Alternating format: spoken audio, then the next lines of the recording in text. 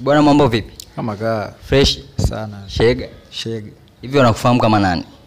Watu wengi wanifahamu kama Mr. Laika. Mr. Laika. Yeah. Sasa Mr. Laika, hivi kwa mwanaume ni wajibu kumuonga msichana?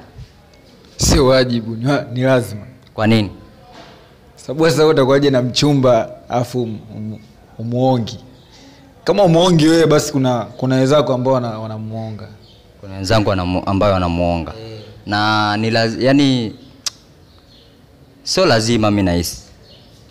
Unahisi kwa nini sio lazima? Sio lazima kwa sababu utakuta na mimi na mitikasi yangu, alafu nitashindwa pia kufanya mitikasi yangu, nitamuonga msichana yeye. Hamna, mitikasi hiyo ni yako.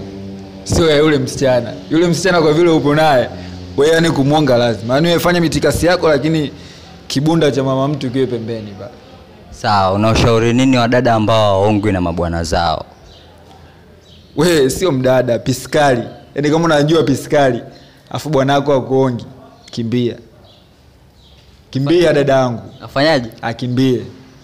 Unaushauri nini watu ambao waongi wasichana wao? Au mapisi zao? Na mwanaume ambaye umuongi piskali yako au mama mcho wako, acha ushamba.